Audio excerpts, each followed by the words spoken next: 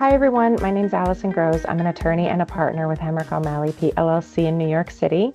Today I want to talk briefly about a question that we get very frequently from many different people, and that is about what you should do if you are traveling domestically, meaning within the United States, when you have legal status, but you're an immigrant in the United States.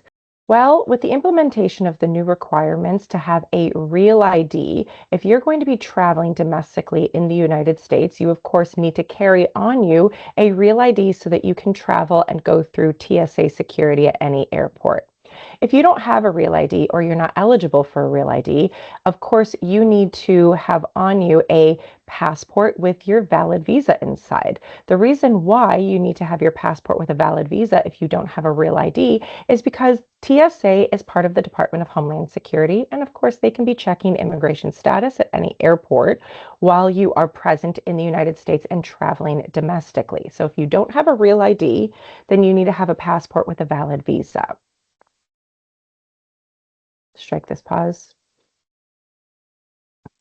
Now, we're recommending to clients and other people who contact our office and ask us this question that even if you have a real ID, if you're an immigrant in the United States, it's always a good idea to also carry on you any evidence of your pending or approved legal status that allowed you to apply for and obtain the real ID. Depending on what your legal status is in the United States, you may have work authorization rather than a green card. If you have a green card, you should always carry it on you as well as your real ID. If you don't have a green card yet, but you have pending status, you should always carry on you a copy of your employment authorization document, a copy of any receipt notices showing that your immigration case is pending, of course, your real ID, and you should also always carry on you a copy of what's called your I-94. The I-94 is sometimes a little white card that's given to you depending on what your status is in the United States. For instance, if you're an asylee, you would have a little white card called an I-94. If you're not an asylee, but you have other status in the United States and a pending application for permanent status, you might have an I-94 that's available online. You should always print this out and bring it with you when you're traveling domestically through an airport so that you can always show that you entered the United States lawfully.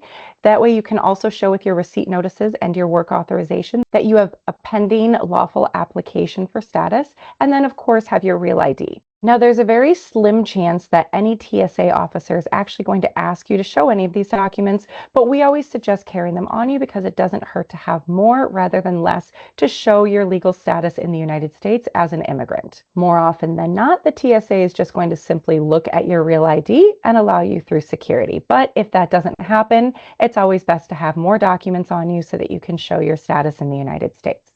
With that being said, you can always find us online at hemrick.law. You can call us at 833-848-7838. We're happy to answer questions about this matter or, of course, any other immigration matter. And until next time, I look forward to talking to everyone soon.